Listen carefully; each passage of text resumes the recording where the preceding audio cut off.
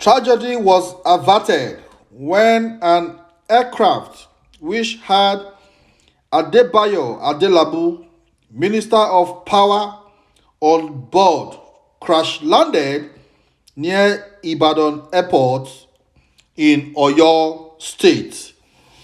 Information had earlier filtered in that the aircraft crashed, but it was later discovered that it crash-landed.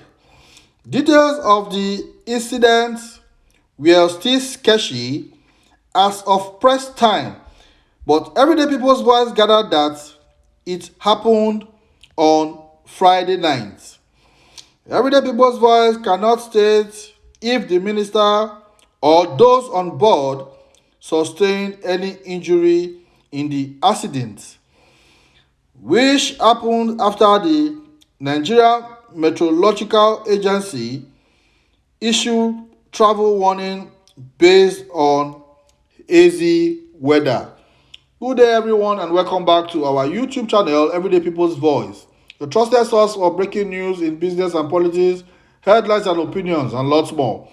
Our sources of information are reliable and accurate. That is why we are one step ahead of others. Thank you all for tuning in. If it is your first time of coming across our channel, please help us like, subscribe, and share. By sharing our video, you are doing us so much good. Thank you once again. The video you are about to watch is a video that the aviation minister, Festus KEYÄMÖ, who says he's going to sack everybody before he is being sacked.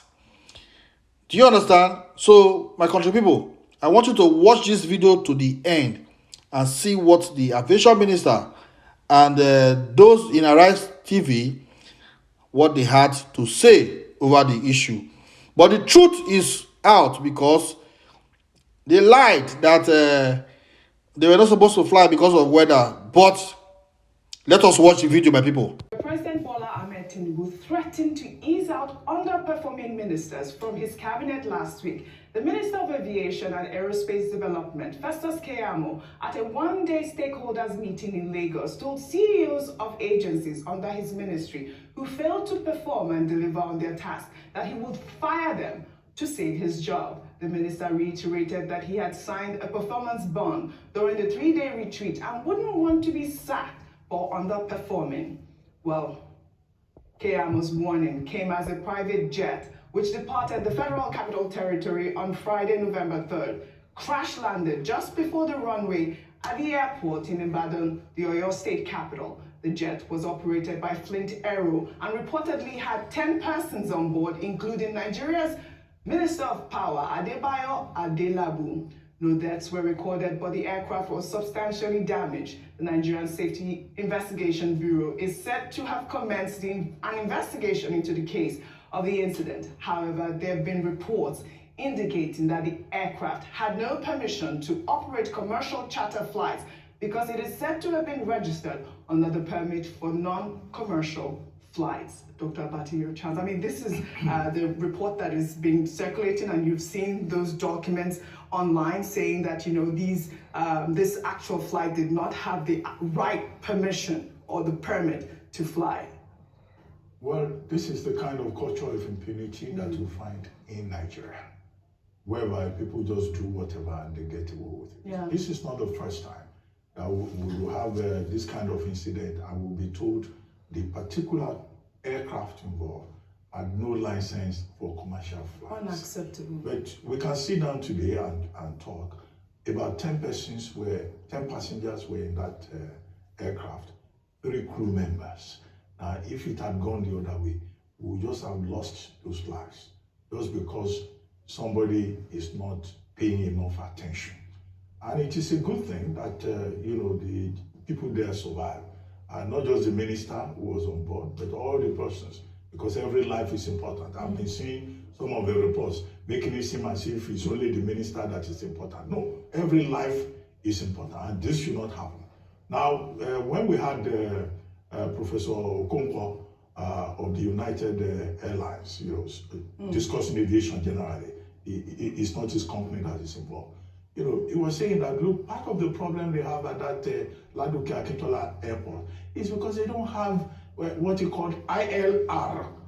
That, look, when an aircraft wants to land, there are lights on the runway, but many of our airports don't have, those necessary lights for proper landing, and that is why many of the airports, you can't land there in the evening, you can't go there, you can't take off from there early in the morning. So these are things that the Minister of Aviation should pay attention to, and this is one case that has come up. Yes. The Safety Investigation Bureau, well, usually after every accident of this nature, they will say they are investigating. But more often than not, we don't get to hear the outcome, get to know what the outcome is. I think that Festus KEYÄMÖ should pay attention to this. And then, he's saying that all the various agencies under the ministry that do not perform, that they are the heads of those agencies will be asked to leave. However, Professor Okonkwo also made one point that some of these agencies are governed by ICAO rules, and that the minister, while trying to ensure performance, should not overstep the limit. Now, the other issue about Abacha, when you said the ancestor that keeps giving. Yeah. Now, at the initial point, it was estimated that the Abacha loot will be around $5 billion. Can you imagine that? One man taking $5 billion out of Nigeria. Do you know what that $5 billion could do? And we've been repatriating, we've been getting back the looted funds since 1998 when Abacha died. There was a $300 million that came from the British dependency of Jersey. There was another $20 billion that came from the UK. There was $321 million that came from Switzerland. There have also been loot that have been repatriated from Germany, from Liechtenstein. There's a place called Liechtenstein. At the time, they sent money back to Nigeria. Now France is repatriating $150 million. Only God knows where this Abacha loot is still operating. Maybe by the time my grandchildren begin to enter primary school, they too will be hearing that Abacha loot is coming. However, one guy went to court in July asking the NÜBU administration to tell us the exact amount in total that Nigeria has collected back from the Abacha loot, so that there is accountability. Otherwise, we'll just keep hearing these figures. We need to know how much was recovered and what has been done with the returned loot. Right. Rufai, a quick point about the jet that crashed, really quickly. I mean, it's quite very sad that this has happened again, but it goes back to the cultural problem. The question you should ask is, Orji, how do you have a jet that was not certified for, like private charter commercial travel, to be used for commercial travel? And there are evidence there. The Guardian took that story today. In fact, they even have the slip there and the certification they made for the jet. So apart from the other problems as regards, landing gear, what's it called? Landing apparatus in the airport and upgrading the airport. And there's a need to upgrade the airport because that airport is long enough. I remember that airport very dear to my heart because I remember when it was about to be built then, my mom, then alive in the 80s, acquired a property around it because they thought that airport was going to be the big deal around Alakia area. So it saddens my heart that that airport has not really lived up to the pride of place. Unacceptable. But it goes back to the culture that aviation sector. And look at what happened also recently as regards water being in a tank and things like that. So there are many problems. We just have to fix our problems. Culture in our aviation sector, but it's not doomsday after all. No, it's not doomsday. It's not doomsday for our airlines, I must have to repeat, pass very good at carrier rates and very safe. Absolutely. But when we have things that we should talk about them too. Absolutely. Well, finally under aviation, Africa's largest private airline, Air Peace, made history in Nigeria's aviation industry as it launched its inaugural flight into Jeddah in Saudi Arabia last week. The airline's entry into Jeddah marked the first time an indigenous airline would commence scheduled operations into the Kingdom of Saudi Arabia.